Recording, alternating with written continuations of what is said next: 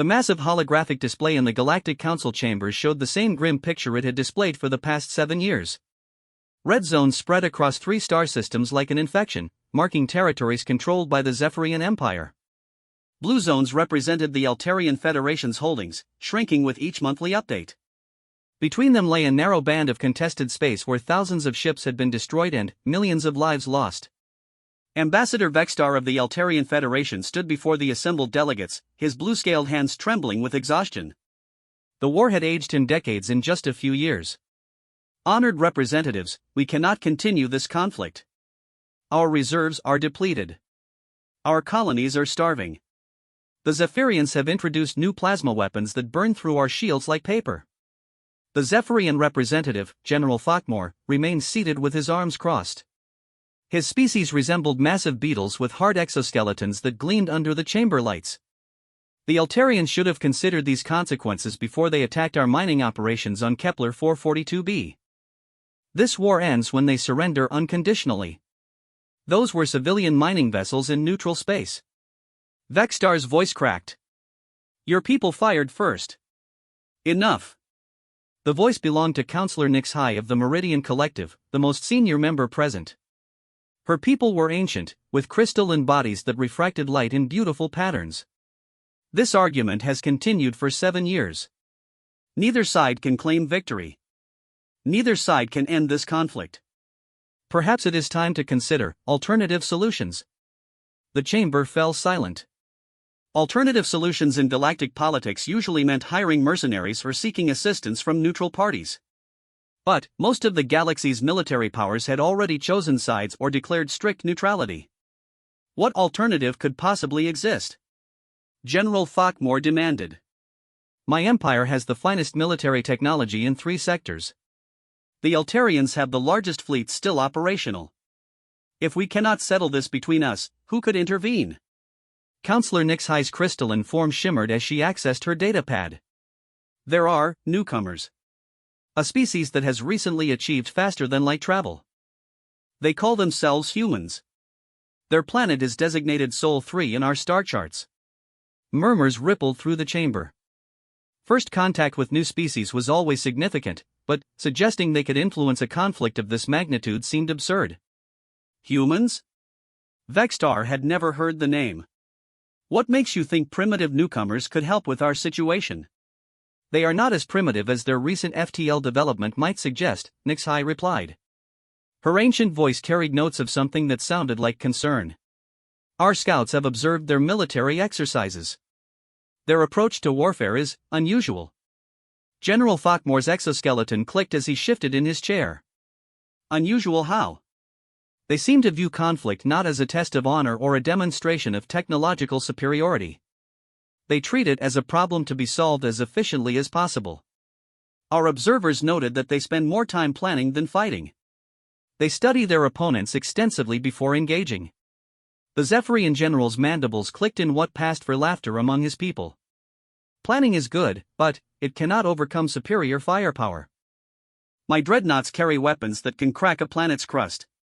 How many ships do these humans possess? Vexstar asked.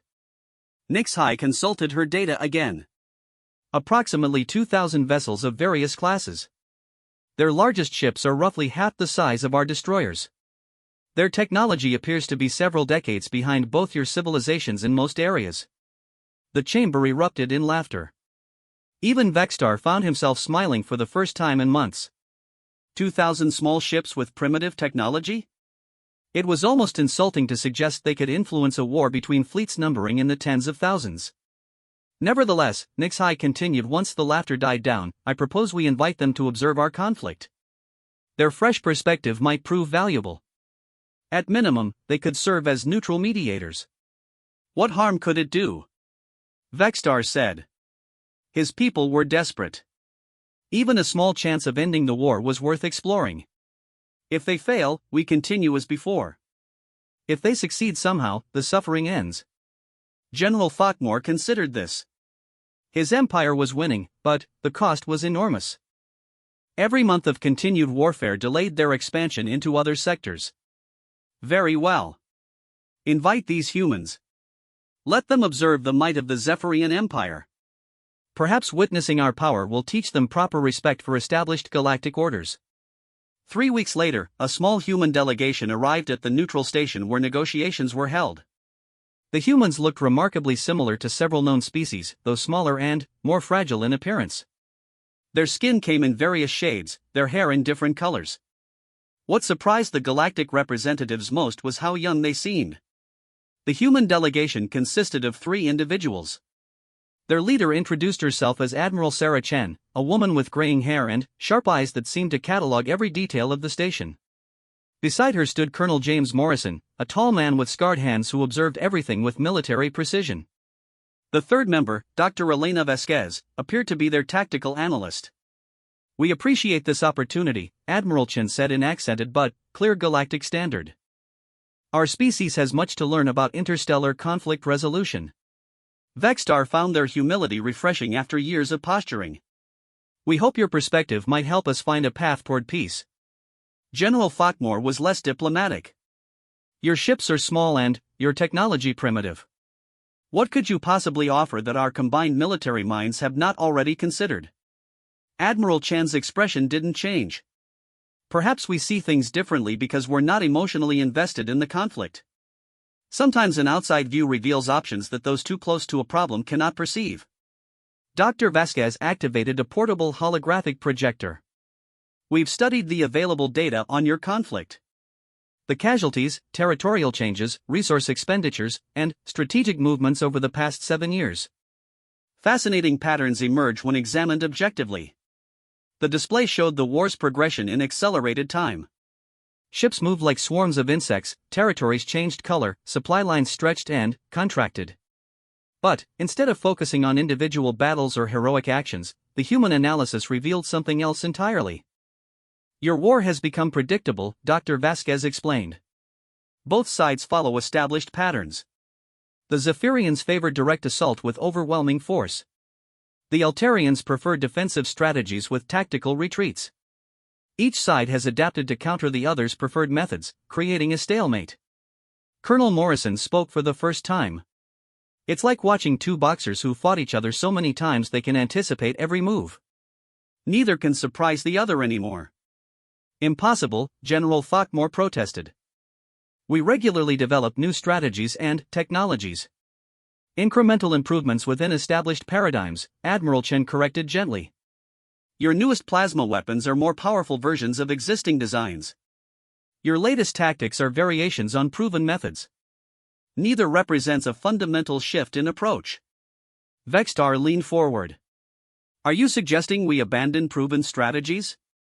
"We're suggesting that continuing with proven strategies that aren't working is the definition of futility," Dr. Vasquez replied. "Both sides are trapped in patterns that ensure the conflict continues indefinitely." Admiral Chan activated another display.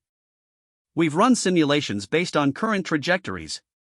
This war could continue for another 20 years without decisive resolution. The economic and social costs will eventually destroy both civilizations regardless of who claims victory." The chamber fell quiet. Both sides had privately reached similar conclusions, but neither wanted to admit weakness. "What would you propose?" Counselor Nixai asked. "First, we need to understand the true objectives," Colonel Morrison said. "What does each side actually want to achieve? Not the official war aims, but the underlying goals." General Falkmore's exoskeleton bristled. "The Zephyrian Empire seeks righteous vengeance for unprovoked attacks and compensation for damages. The Altarian Federation fights for survival and the right to exist in peace," Vexstar declared. Admiral Chen nodded. "Standard positions. But, underneath those statements, what do your people actually need? Not what they want, but what they need to thrive." The question caught both representatives off guard. It was so basic they had forgotten to consider it. Dr. Vasquez pulled up economic data. The Zephyrian Empire requires rare minerals found primarily in Altarian space. The Altarian Federation needs access to trade routes controlled by the Zephyrians. Your war is destroying the very things you're fighting over. You fight for mining rights while your conflict makes mining impossible, Colonel Morrison observed. You battle for trade routes while your ships blockade those same routes. Vexstar stared at the data in shock. The numbers were undeniable. Both sides were losing more through warfare than they could possibly gain through victory. This changes nothing, General Falkmore insisted, but his voice lacked conviction. Honor demands satisfaction. Honor, Admiral Chan repeated thoughtfully. An interesting concept. How does your species define honor? Strength in battle. Victory over enemies. Dominance through superior force. And how is that honor preserved when your empire bleeds resources and lives in a conflict that cannot be won? The general had no immediate answer. Admiral Chen turned to Vextar. What does honor mean to your people? Protecting our families. Maintaining our independence. Never surrendering our freedom to oppressors. And how well are you protecting your families while your military consumes resources needed for food and medical care? How independent can you be when war debt forces you to mortgage your future? Vextar's blue scales darkened with shame. The Admiral's words cut deep because they were true. Both of your concepts of honor are being destroyed by this war, Dr. Vasquez concluded. Continuing the conflict dishonors everything you claim to value. Counselor Nixhi's crystalline form pulsed with interest. You speak of honor as though it could be redefined. Honor isn't about how you fight, Colonel Morrison said. It's about why you fight and when you choose not to fight. Sometimes the most honorable action is recognizing when conflict serves no purpose. Pretty words, General Falkmore growled. But words don't solve military problems. Admiral Chen smiled for the first time since arriving. Actually, they do. But, if you prefer action, we have a proposal. She activated her own holographic display, showing the current positions of both fleets. Give us 5 hours to demonstrate an alternative approach to your conflict. If we fail, we'll leave and never interfere again. If we succeed, you agree to implement our recommended solution. Both representatives laughed. 5 hours to solve a 7-year war? What could you possibly accomplish in 5 hours that our combined militaries haven't achieved in 7 years? Vextar asked. End your war, Admiral Chan replied simply. The certainty in her voice silenced the laughter. There was something about these humans that seemed dangerous despite their small ships and primitive technology. They radiated confidence that went beyond arrogance into something that resembled absolute knowledge. You would need access to both fleets, General Falkmore said slowly. Command authority to issue orders. We would need your trust, Colonel Morrison corrected. Nothing more. The request was absurd. No civilization would hand control of their military to strangers. But, as Vextar looked at the data showing the war's true cost, he realized they had already lost everything worth protecting. What was left to risk? If I agree to this madness, he said carefully, what guarantee do I have that you won't simply hand my fleet over to the Zephyrians? None, Admiral Chen admitted. Just as General Falkmore has no guarantee we won't give his fleet to you. Trust works both ways. The Zephyrian general's mandibles clicked rapidly, a sign of deep thought among his people. 5 hours. No more. 5 hours, Admiral Chen agreed. Counselor Nixhi observed the exchange with ancient wisdom. These humans were either brilliant or completely insane. In her long experience, those two conditions often appeared identical until the final outcome revealed which was true. The next 5 hours would determine not just the fate of two civilizations, but humanity's place in the galactic community. Win or lose, no one would ever again make the mistake of underestimating these small, fragile creatures from Sol 3. Admiral Chen contacted her ship with a simple message, initialize Protocol 7. Phase 1 begins now. In the deep space between the opposing fleets, something extraordinary was about to unfold. The humans hadn't come to observe the war or mediate between enemies. They had come to demonstrate why their species had never lost a war once they decided to win it. The clock started ticking, and 7 years of seemingly endless conflict entered its final 5 hours. The human fleet materialized at the edge of the combat zone exactly 60 minutes after Admiral Chen's authorization. 2,000 ships appeared simultaneously, their formation so precise it looked like a single coordinated organism. Neither the Zephyrian nor Altarian sensors had detected their approach. Impossible, General Falkmore whispered, staring at the tactical display. His exoskeleton clicked nervously. Our long-range scanners show nothing, then, suddenly, they're here. How did they mask such a large fleet? Dr. Vasquez smiled from the observation deck of the neutral station. We didn't mask anything.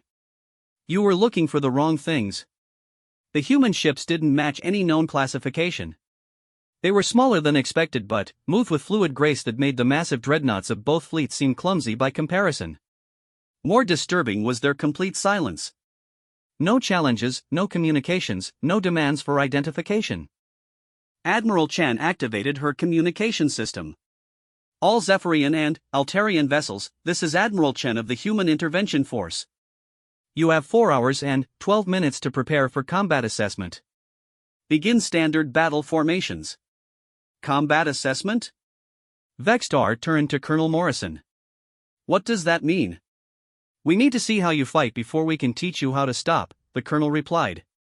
Your war has become ritual. We need to break the rituals. General Thotmore was already issuing orders to his fleet commanders. 7 years of warfare had made him suspicious of any change in established patterns, but these humans had somehow appeared in his sensor dead zone. That required respect even if their small ships posed no obvious threat.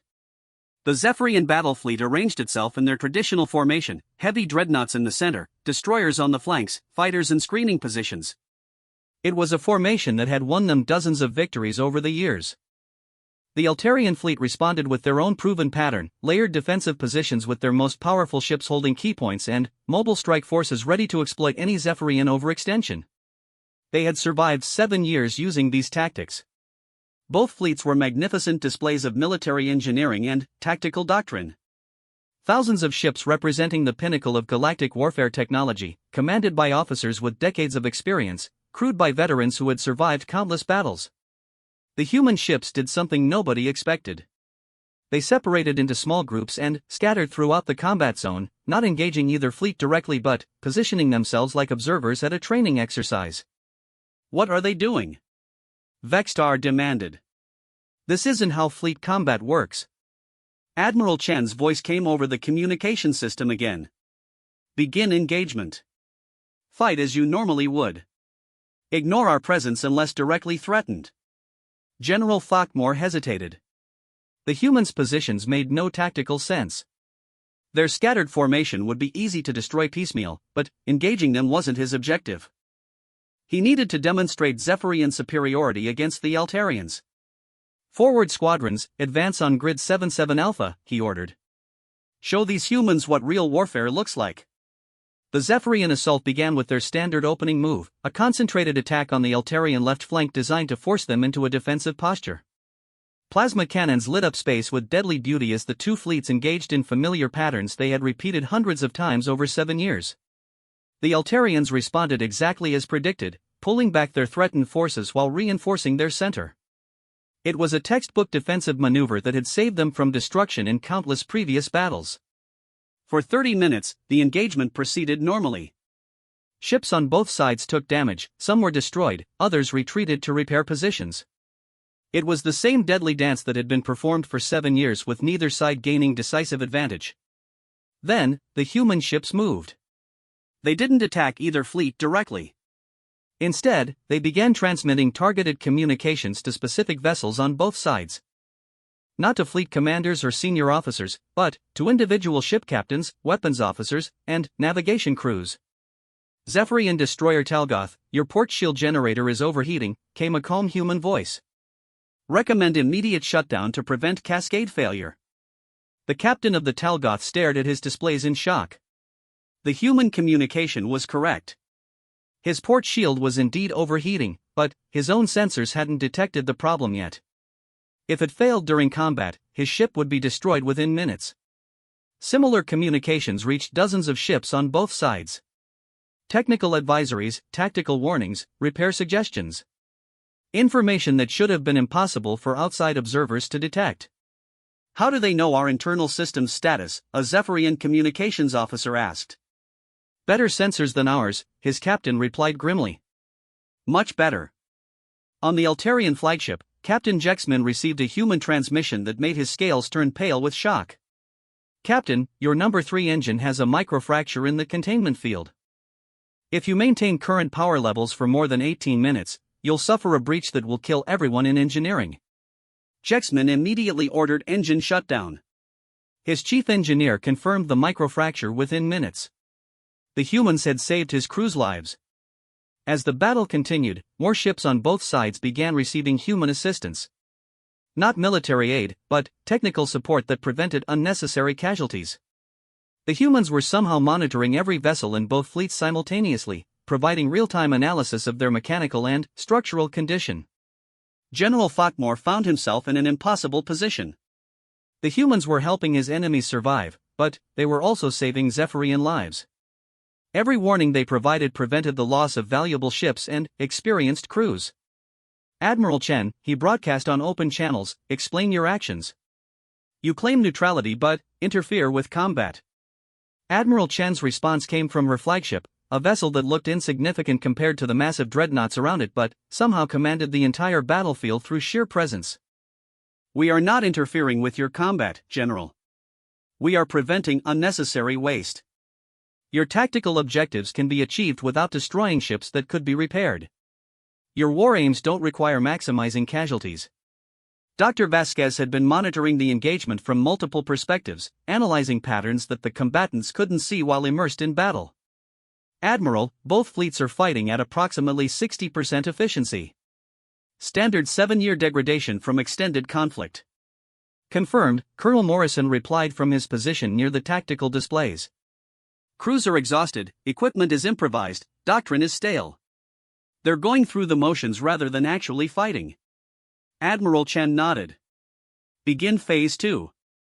The human fleet suddenly compressed into tight formation and moved directly between the opposing forces. For a moment, it seemed they were about to be annihilated by crossfire from both sides. 2,000 small ships against 50,000 larger vessels should have been no contest. Then, the humans demonstrated why size wasn't everything in space combat. Their ships moved with impossible precision, threading between weapons fire like dancers avoiding raindrops. Energy beams that should have vaporized them somehow missed by microscopic margins. Missile salvos tracking their positions suddenly lost lock and flew harmlessly past their targets. How are they doing this? Vexstar whispered. Prediction algorithms, Dr. Vasquez explained calmly. We calculated the firing patterns of every weapon system in both fleets based on 7 years of combat data. Every gun captain has habits, every targeting system has preferences. We know where they'll shoot before they know they're going to shoot. The demonstration continued for 20 minutes. Human ships danced through the deadliest crossfire in galactic history without taking significant damage. Occasionally, one would pause next to a damaged vessel from either fleet to provide emergency assistance, then rejoin the impossible ballet of evasion.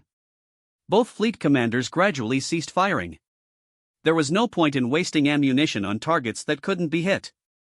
More importantly, they were beginning to understand what they were witnessing. They've been studying us, General Falkmore said quietly. Not just our technology or tactics. They've been studying us. Captain Jexman nodded from his position on the Altarian flagship. Every battle, every engagement, every decision we've made for 7 years. They know how we think.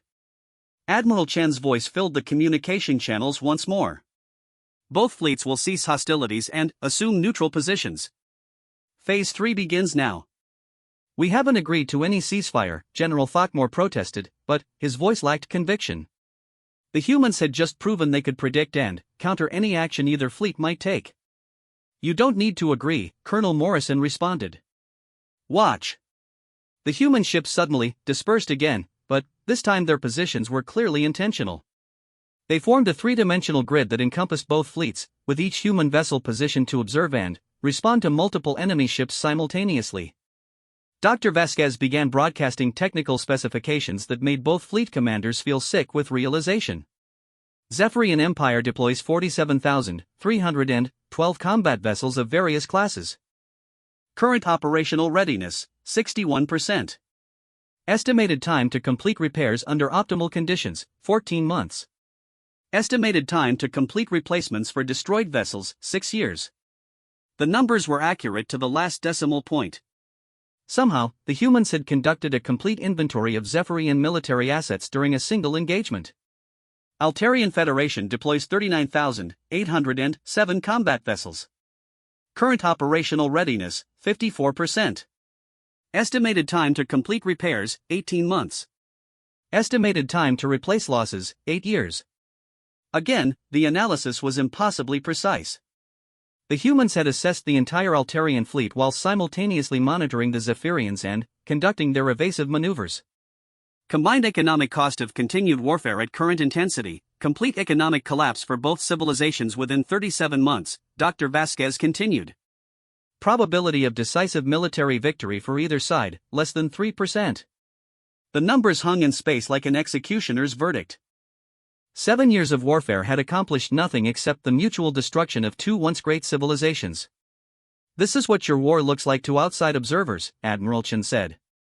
Two groups of people destroying everything they claim to be fighting for. Your honor has become dishonor. Your strength has become weakness. Your victory has become defeat for everyone involved. General Thotmore's exoskeleton sagged as the weight of truth settled upon him. What would you have us do? Simply surrender our claims? Abandon justice? We would have you choose between justice and survival, Colonel Morrison replied. Because continuing this course guarantees you'll have neither. The battlefield had become strangely quiet. Thousands of ships from 3 different civilizations floating in space while their crews contemplated the magnitude of the choice before them. Vexstar spoke first. If we accept your assessment, what solutions do you propose? That's Phase 4, Admiral Chen replied. But first, you need to understand what you're really fighting about. And that requires one final demonstration. The human ships began moving again, but this time their formation was unlike anything anyone had seen before. Instead of military patterns, they arranged themselves into something that looked almost like a massive 3-dimensional map. This is the Kepler 442 system where your conflict began, Dr. Vasquez announced. The location where Zephyrian mining vessels and Altarian security forces first exchanged fire 7 years ago. The human ships moved to recreate the positions of vessels during that first engagement, using their own hulls as markers to show what had actually happened on the day that started the war. What they revealed would shock both civilizations to their cores and demonstrate exactly how thoroughly the humans understood the truth behind 7 years of meaningless slaughter. The human ships arranged themselves in perfect recreation of the Kepler 442 incident, their hulls glowing with identification markers that corresponded to vessels present 7 years ago. The formation was so precise it could have been a holographic replay, except these were real ships moving with impossible coordination. Admiral Chen's voice carried across the communication channels with the weight of absolute authority. Zephyrian mining convoy Delta 77 approached the asteroid field at coordinates Mark 47 Alpha at 0847 Galactic Standard Time on the day your war began. One group of human ships moved into position, representing the Zephyrian miners. Their formation matched historical records that both sides thought were classified. Altarian Security Patrol Gamma 21 was conducting routine border surveillance at distance of 47 kilometers, well within established neutral zone parameters, Dr. Vasquez continued. Neither force was technically in violation of existing treaties. Another group of human ships took positions representing the Altarian Patrol. The recreation was becoming uncomfortably accurate. General Thotmore watched with growing unease. These records were classified at the highest levels. How did these humans obtain our operational reports? Colonel Morrison's voice carried a hint of something that might have been amusement. General, your classified communications use encryption algorithms that are approximately 200 years old by our standards. Every transmission either side has sent for the past 7 years has been intercepted and decoded. The revelation sent shock waves through both fleets. Military communications, strategic plans, private conversations between commanders, personal messages from crew members to their families. The humans had been monitoring everything since their arrival in galactic space. You've been spying on us, Vexstar accused. We've been listening to public broadcasts, Admiral Chen corrected. Your communications security is so primitive that most of our civilian equipment can intercept it accidentally. We don't consider it spying when children's toys could accomplish the same thing. The insult stung because it was probably true. Both civilizations had focused their technological development on weapons and shields for so long that auxiliary systems had been neglected. Continue your demonstration, General Thotmore demanded. Show us what really happened. The human ships began moving through the sequence of events that started the war. The Zephyrian mining group approached the asteroids while the Altarian patrol maintained their surveillance position. For 17 minutes, both forces coexisted peacefully in the neutral zone. Then, something changed. A third group of human ships appeared, taking positions that corresponded to vessels neither side had mentioned in their official reports. Ships that shouldn't have been in the system at all. Unidentified vessels Tango 4 through Tango 12 entered the system at 0904 Galactic Standard Time, Dr. Vasquez announced. Origin unknown. Configuration unknown. Intent unknown. Vexstar's scales darkened with confusion. There were no unidentified vessels in our reports. Because neither of you detected them, Colonel Morrison replied. Your sensors were focused on each other. The third party remained undetected throughout the incident. The human ships representing these mystery vessels moved between the Zephyrian and Altarian formations, positioning themselves where they could observe both groups without being noticed. At 0921 Galactic Standard Time, the unknown vessels began transmitting false distress signals on Zephyrian emergency frequencies, Admiral Chen continued. These signals were designed to mimic the electronic signature of Altarian weapons systems. General Thokmore's mandibles clicked rapidly. Impossible. Our sensor logs clearly showed Altarian energy weapons firing on our miners. Your sensor logs showed energy signatures consistent with Altarian weapons, Dr. Vasquez corrected. The signatures were artificially generated and transmitted by the unknown vessels to create false sensor readings. The humans demonstrated how it was done. One of their ships began broadcasting energy patterns that perfectly mimicked Zephyrian plasma cannons. On the sensors of nearby vessels, it appeared that the ship was firing weapons it didn't actually possess. Simple electronic warfare, Colonel Morrison explained. Any species with basic understanding of sensor technology could accomplish this deception. The recreation continued. The false distress signals triggered automatic response protocols in the Zephyrian mining fleet. Their security escorts moved to investigate what appeared to be an Altarian attack on helpless civilians.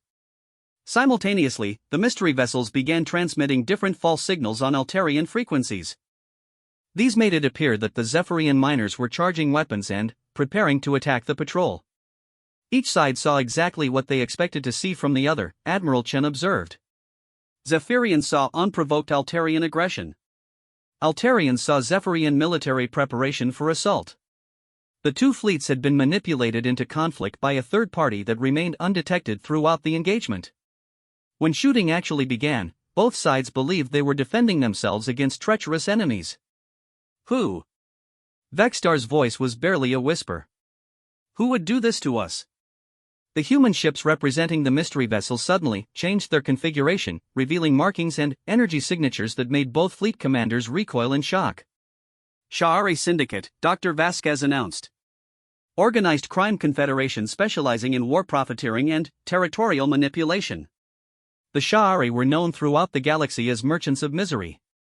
They sold weapons to anyone willing to pay, provided intelligence to all sides in any conflict, and profited from the suffering of honest civilizations.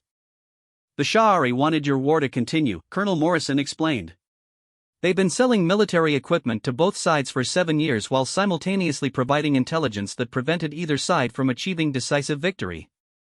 General Thokmore's exoskeleton was clicking so rapidly it sounded like machine gun fire. You're saying the entire war was artificial? Manufactured for profit? The initial incident was artificial, Admiral Chen confirmed. What came after was entirely real.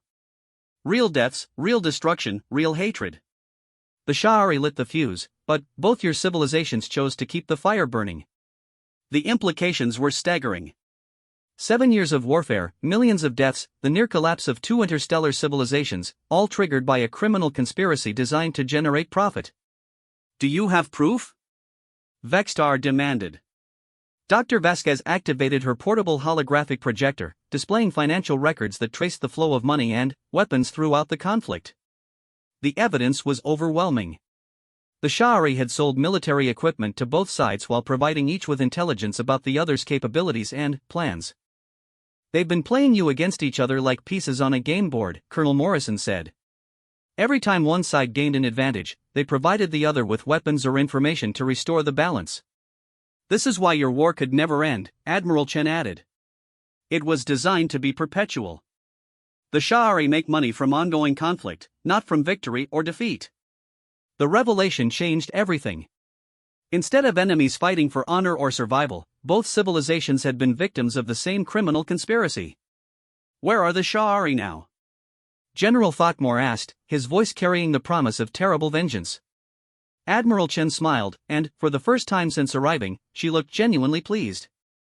That brings us to Phase 4 of our demonstration. The part where we show you how humans end wars. The human fleet suddenly accelerated away from the position between the two fleets, moving toward what appeared to be empty space at the edge of the system. Their ships moved with purpose and coordination that suggested they knew exactly where they were going. Sha'ari Monitoring Station Epsilon 779, this is Admiral Chen of the Human Intervention Force, she broadcast on open channels. Surrender immediately or face the consequences of war profiteering. For a moment, there was only silence. Then, space itself seemed to shimmer as stealth fields collapsed and a massive Sha'ari facility became visible. It was a fortress disguised as empty space, bristling with weapons and sensor arrays that had been monitoring the entire engagement. The station was enormous, easily twice the size of the largest ships in either fleet. It had been observing and recording every aspect of the war for 7 years, completely undetected by either side. Humans, came a reply in the sibilant tones of Sha'ari speech, you have no authority in this system. Withdraw immediately or suffer the fate of all who interfere with syndicate operations. Admiral Chen's response was immediate and devastating. The human fleet didn't fire a single shot. Instead, they transmitted a data package that contained 7 years of recorded Sha'ari communications, financial records, weapons shipments, and strategic plans. The package was broadcast simultaneously to every government, military organization, and news service in known galactic space. The Sha'ari Syndicate is hereby exposed as the primary instigator of the Zephyrian-Eltarian War, Admiral Chen announced. All evidence of their crimes has been distributed to galactic authorities. Their assets are frozen, their operations are terminated, and their leadership will face justice for war crimes. Within minutes, responses began arriving from across the galaxy. Government after government declared the Sha'ari Syndicate a criminal organization. Their financial accounts were frozen, their trade licenses revoked, their diplomatic immunity cancelled. The massive monitoring station that had orchestrated 7 years of war suddenly found itself completely alone, cut off from all support, facing the combined fury of two civilizations and the united condemnation of galactic society. You cannot prove our involvement, the Sha'ari commander protested. These accusations are speculation and lies. Dr. Vasquez began broadcasting the intercepted Sha'ari communications from the day the war began. Recordings of syndicate operatives planning the false flag attack, celebrating the successful deception, and plotting to maintain the conflict for maximum profit. The evidence was so overwhelming that even the Sha'ari couldn't deny it. How? General Thokmor asked in amazement. How did you gather this evidence? How did you even know to look for it?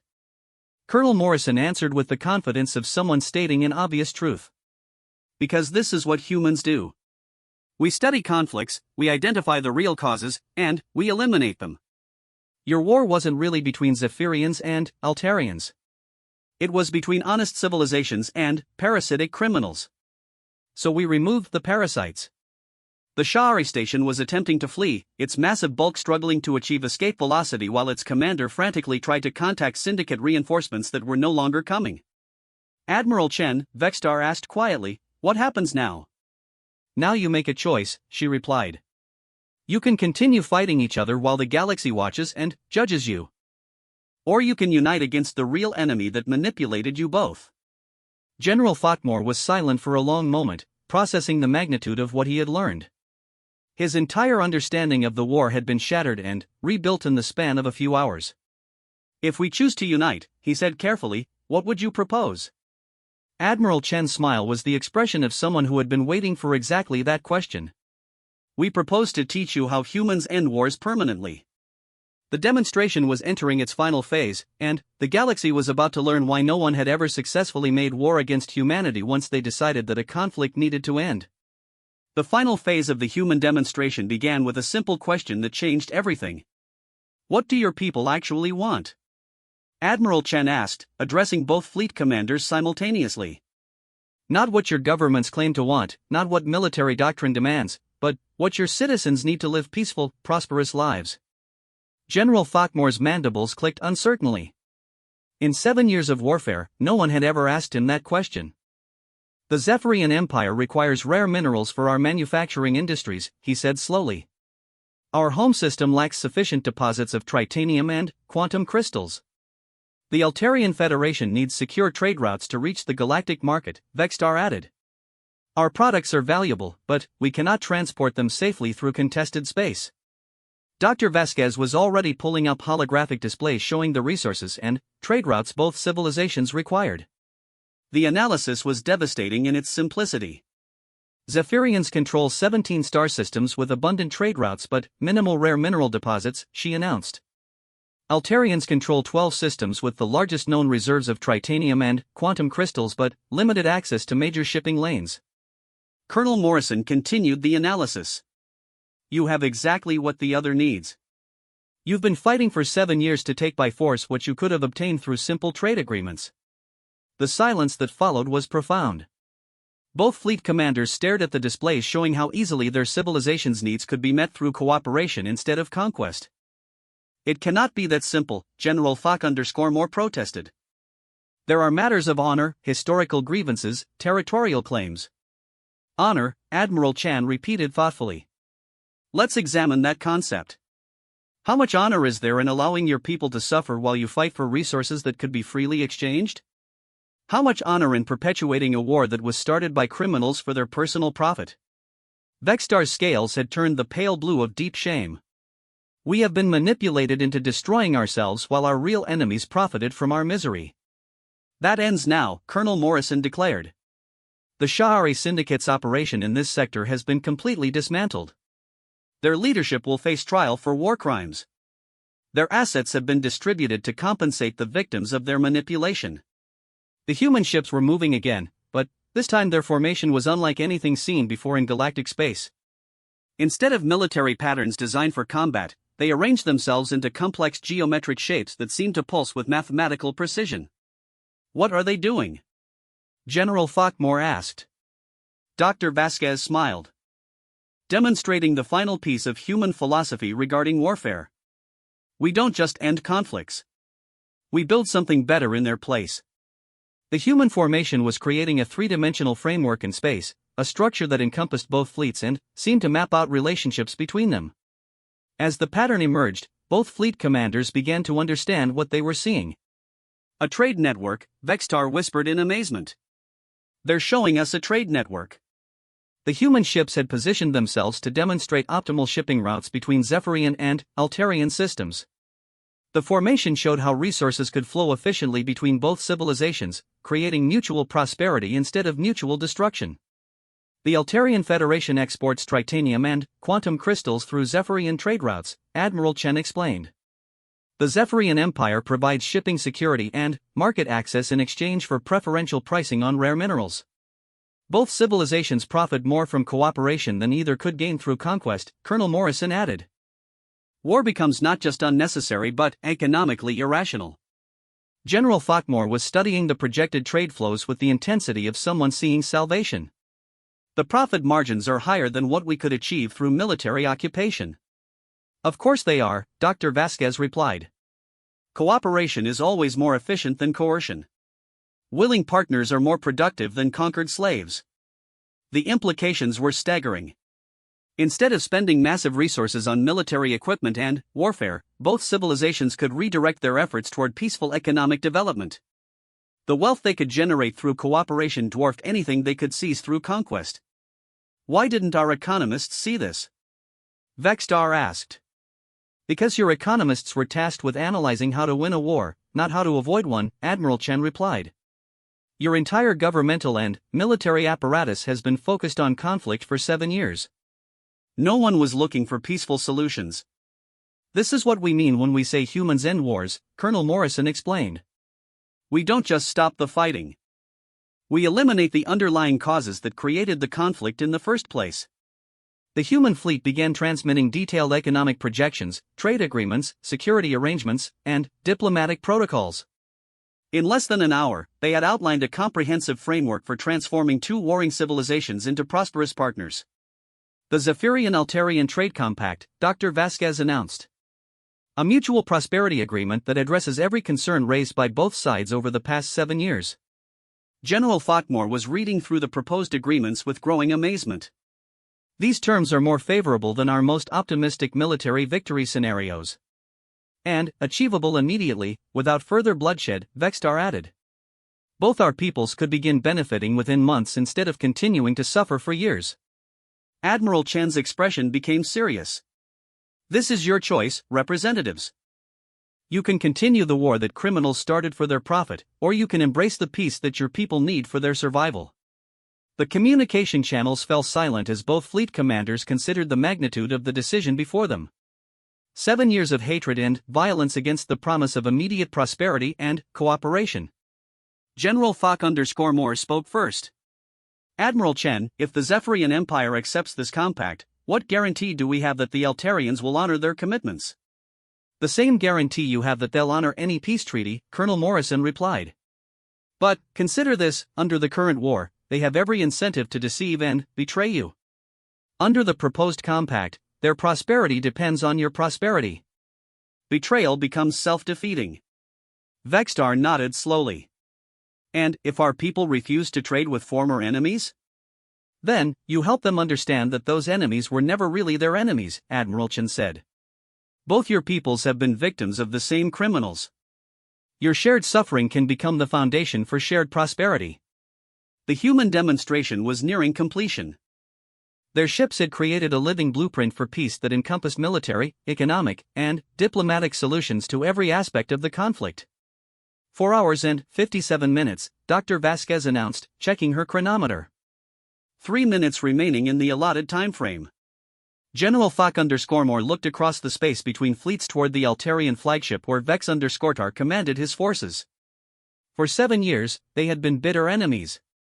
Now they faced a choice that would define the future of both their civilizations.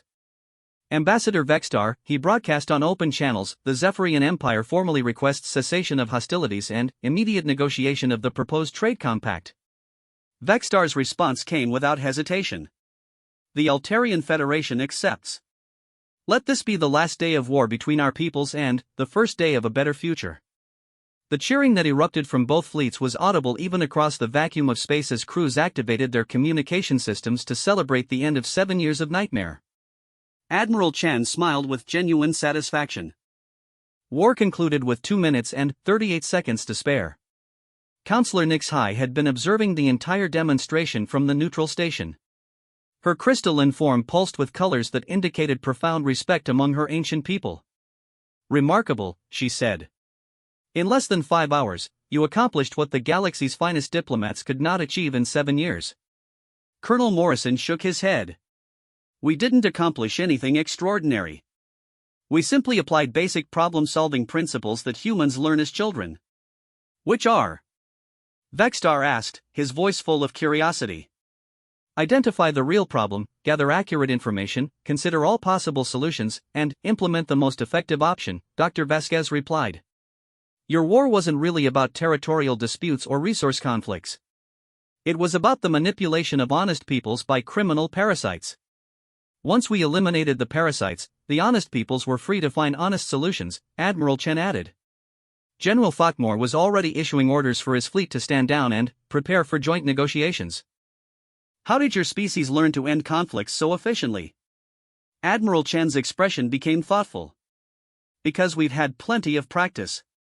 Humans spent thousands of years fighting each other before we learned that cooperation produces better results than conquest. We made every mistake you've made, and many others besides, Colonel Morrison admitted. But we learn from those mistakes instead of repeating them endlessly. Your species shows wisdom beyond your apparent age, Counselor Nix Hai observed. The galaxy could benefit from human perspectives on conflict resolution. Dr. Vasquez was already coordinating the establishment of joint Zephyrian-Altarian negotiation teams. We'd be honored to share our experiences, but remember that each species must find their own path to peace. As the human fleet prepared to depart, both former enemy fleets moved closer together, beginning the careful process of transforming from military adversaries into economic partners. Admiral Chen broadcast a final message to both sides. The Sha'ari Syndicate has been exposed and dismantled. Their manipulation of your conflict has ended. What you build in place of their manufactured war is entirely up to you. Will we see humanity again? Vex_Tar asked. When you're ready for the next lesson, Colonel Morrison replied with a smile. Peace is just the beginning. Prosperity requires its own skills. The human ships began their departure as quietly as they had arrived, fading into faster-than-light travel without fanfare or ceremony. They had come to demonstrate human capabilities and left behind something far more valuable, proof that any war could be ended if someone was willing to address its real causes. Within hours, news of the 5-hour war resolution had spread throughout galactic space. Other conflicts that had raged for decades suddenly seemed solvable. Criminal organizations found their operations disrupted as governments applied human analysis techniques to identify hidden manipulations. The message was clear: humanity had arrived in galactic civilization not as conquerors or victims, but as teachers. They had shown that wars were puzzles to be solved rather than contests to be won. And, across the galaxy, for the first time in centuries, the possibility of lasting peace seemed not just achievable, but inevitable. The age of endless warfare was ending. The age of human wisdom had begun.